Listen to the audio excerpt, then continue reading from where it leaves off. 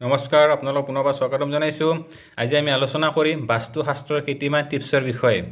অৰ্থাৎ আমি ঘৰত সপ্তাহত এদিন হ'লেও আমি ঘৰ মোচা পানীখিনিত সামুদ্ৰিক নিমখ মিহলাই ঘৰ মুচিব লাগে। শনি মঙ্গলবাৰ হ'লে বিশেষ শুভ হয় আৰু বৃহস্পতিবাৰে কেতিয়াও নিমখ মিহলাই ঘৰ নুমুচিব। অৰ্থাৎ সপ্তাহত যদি আমি ঘৰ মুচো সামুদ্ৰিক নিমখ মিহলাই, তেতিয়াহ'লে ঘৰত নিগেটিভ এনাৰ্জি আঁতৰি যাব আৰু পজিটিভ এনাৰ্জিৰ আগমন হ'ব। ঘৰত কেতিয়াও মকৰা জাল হ'ব দিব নালাগে। আমি দেখা পাওঁ যে প্ৰায়ভাগ মানুহৰ ঘৰতে মকৰা জাল বান্ধে। মকৰা জাল ঘৰত থাকিলে ঘৰৰ মানুহৰ মানসিক অশান্তি বাঢ়িব, ডিপ্ৰেশ্যন বাঢ়িব, লগতে হাই কাজিয়া হোৱাৰ সম্ভাৱনা দেখুৱায়। গতিকে কেতিয়াও ঘৰত মকৰা জাল হ'ব দিব নালাগে। মকৰা জাল হোৱাৰ লগে লগে সেইসমূহ গুচাই দিয়াটো উচিত। প্ৰতিদিনে যদি পুৱা গধূলি আমি ঘৰত কৰ্পূৰ জ্বলাওঁ, তেতিয়াহ'লে ঘৰত পজিটিভ এনাৰ্জি আহিব, লক্ষী বৃদ্ধি হ'ব। গতিকে পুৱা গধূলি আপোনালোকে ঘৰত কৰ্পূৰ নিশ্চয় জ্বলাব।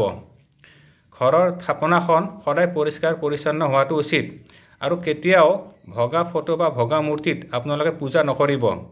যদি ভগা মূৰ্তি বা ভগা ফটোত পূজা কৰা হয়, তেতিয়াহ'লে সেই পূজা আমাৰ গ্ৰহণযোগ্য নহয়, লগতে পূজাৰ কোনো শুভফল পোৱা নাযায়। গতিকে কেতিয়াও ভগা মূৰ্তি বা ফটোত পূজা নকৰিব।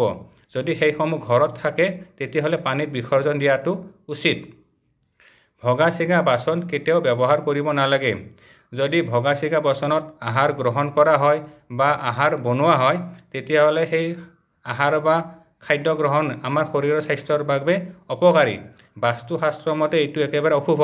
গতিকে ভগা বাচন বৰ্তন কেতিয়াও ব্যৱহাৰ কৰিব নালাগে। গৃহ নিৰ্মাণৰ ক্ষেত্ৰত সদায় নতুন সামগ্ৰী ব্যৱহাৰ কৰিব। যেতিয়া আমি নতুন ভৱন এটা বা নতুন গৃহ এটা আৰম্ভ কৰোঁ, তাত সদায় নতুন বস্তু ব্যৱহাৰ কৰাটো উচিত। পুৰণি বস্তু কেতিয়াও ব্যৱহাৰ নকৰিব। আমি সাধাৰণতে দেখা পাওঁ যে মানুহ এজনে ঘৰ এটা বনায়, কিন্তু কিছুমান ক্ষেত্ৰত যেনে ঘৰৰ দৰ্জা খিৰিকী আদি পুৰণি ব্যৱহাৰ কৰে। গতিকে সেইসমূহ কেতিয়াও নকৰিব। পুৰণি সামগ্ৰী ব্যৱহাৰ কৰিলে বাস্তুদোষৰ কিছুমান দোষ থাকি যায়। বাথৰুমত সদায় সুগন্ধি দ্ৰব্য ব্যৱহাৰ কৰিব লাগে আৰু বাথৰুম সদায় পৰিষ্কাৰ পৰিচ্ছন্ন হ'ব লাগে। তেতিয়াহ'লে ঘৰত পজিটিভ এনাৰ্জিৰ আগমন হয়। আজিলৈ ইমানে। পৰৱৰ্তী সময়ত পুনৰ লগ পাম। ধন্যবাদ। ওম নমঃ শিৱায়।